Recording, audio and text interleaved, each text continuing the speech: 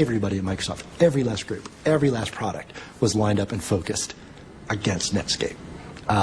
We could say it was focused on the internet, but it was against Netscape. That was it. It was everything. It was all hands on deck. This is not a drill. We have to destroy this company.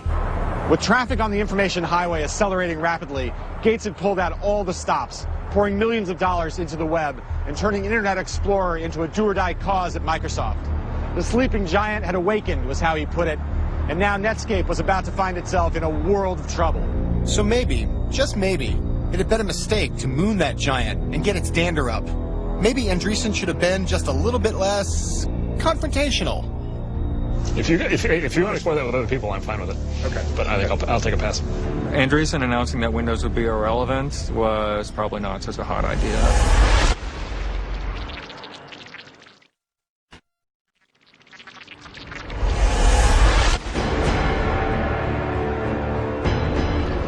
By 1996, the internet was exploding.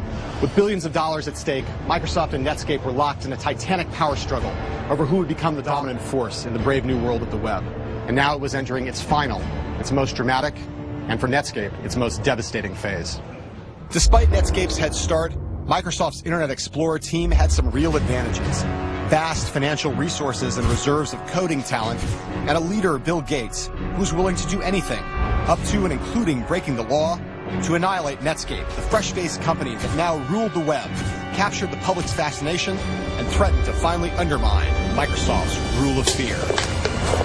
I remember going back to college and talking to some friends and telling them, I was working on building a Microsoft competitor to Netscape, and people just laughing at me thinking, what are you thinking? There's no way.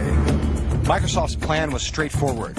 Analyze Netscape's every move and imitate it. Release version after version of Internet Explorer and slowly chip away at Netscape's lead in browser market share, 1 percentage point at a time. My typical day was I'd get up, feed the kids breakfast, maybe take them to daycare, get to work around, let's say, 9:30 in the morning, and then I'd stay till 3:30 in the morning. I'd come home, get about 4 hours of sleep, get up, have breakfast, take kids, go to work, and then work 9:30 to 9:30. We didn't get any extra pay compared to other Microsoft employees. We were just scared for our product would lose. And it wasn't just the engineers who were working as if their lives depended on it. Gates also had at his disposal another formidable weapon, his shadowy army of salesmen. Secretive, relentless, and sometimes underhanded, their mission was clear: to put Netscape Navigator out of business by whatever means necessary, to cut off its air supply, as one Microsoftie put it, and to shove Internet Explorer down the throat of every Microsoft customer.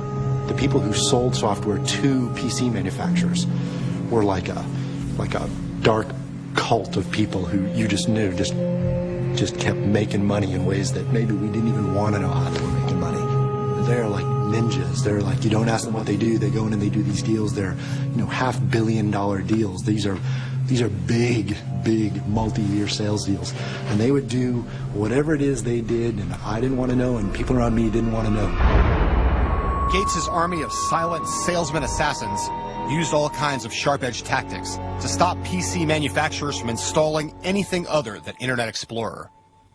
They had told Compaq that if they distribute our browser, that Microsoft would cancel the Windows license. Well, Compaq couldn't be in business without the Windows license, so therefore they weren't going to distribute our browser. Whatever else might be said about Microsoft's dirty pool, it was working. As both companies went head-to-head with version after version of their browsers, the market share of Internet Explorer steadily grew, and Netscape started to feel Microsoft breathing down its neck. Your room for mistake is 0. You sleep one deadline, the guy is right on your heels, right? So it was hard. We were like a deer in the headlights with Microsoft in front of us, so, what do we do? What do we do? They're going to crush us, they're going to crush us. Netscape's sense of impending doom was heightened by one final factor. If the company was going to live up to its potential, it needed to make profits, so every dime of revenue was precious. But Microsoft had billions of dollars in the bank, which let it do something extraordinary. Rather than charging money for its web browser, as Netscape had to, Microsoft was able to give Internet Explorer away for free, bundled and seamlessly integrated into the Windows operating system. With IE4, it was over. I mean, it wasn't, oh, we're going to win. With IE4, we had 80+% of all browser users, everybody. By September 1997, the browser war was over. Microsoft had emerged triumphant. Netscape was reeling, its business on the ropes, its very survival in doubt. To mark the launch of Internet Explorer 4, Bill Gates decided to throw a party for the software warriors who'd created his new browser. But rather than throwing it here in Seattle, he decided that the more delicious venue would be here in San Francisco, the very heart of Netscape territory. During the celebration that followed, Thomas Reardon and his drunken colleagues noticed a 9-foot-tall Internet Explorer E symbol standing in the lobby of the party venue and were seized by a devilish, if inebriated, idea. We hoisted that big, huge, I don't know, several hundred-pound E up onto this truck and couldn't really get it roped down to the truck at all. Having secured the giant E in the back of a truck, the drunken Microsofties paid a driver to take them down Highway 101 into Silicon Valley. Then they dumped it here in the Netscape fountain and staggered the way back to the hotel. A juvenile prank? Absolutely. But a fitting symbol, too. From that point on, it was all downhill for Netscape. A year later, its market share now in single figures and dwindling, the company that ushered in the internet age was acquired by a bigger but much uncooler company, AOL. You know, there was a sense that we were building something to last, and then at that point, seeing it get rolled into AOL, it's just like, you know what? It's gone. That's it. It's not going to last. And that was pretty hard.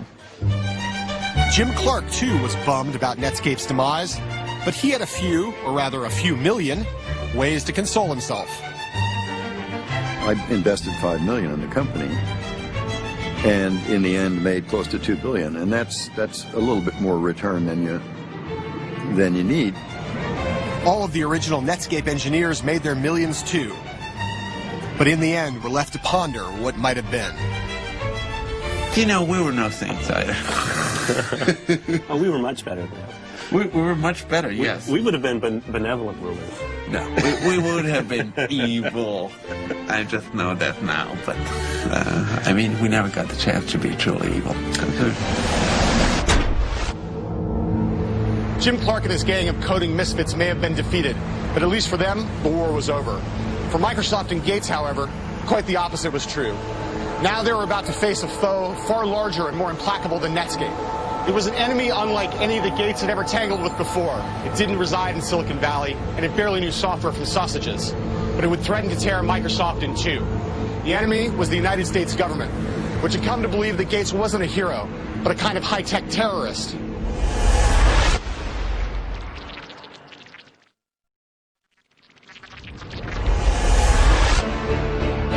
It's 1998, and the United States Department of Justice, prodded by Microsoft's enemies in Silicon Valley, and particularly by Netscape and their Rottweiler lawyer, Gary Reback, has launched a historic antitrust lawsuit against Bill Gates' company.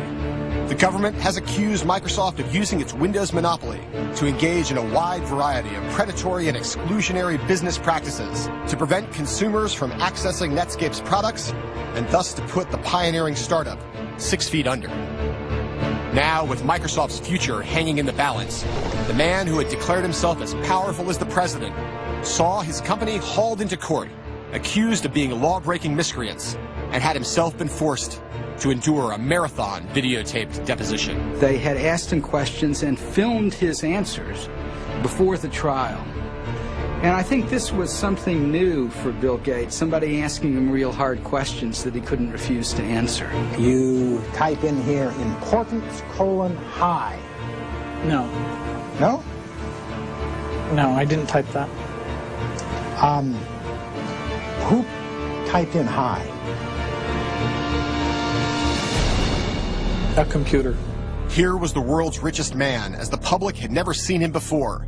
Petulant and passive-aggressive, obfuscatory and obscurantist, as a quibbler, a pedant, an amnesiac, a baby. I've never seen a stamp like that. I've never used a stamp like that.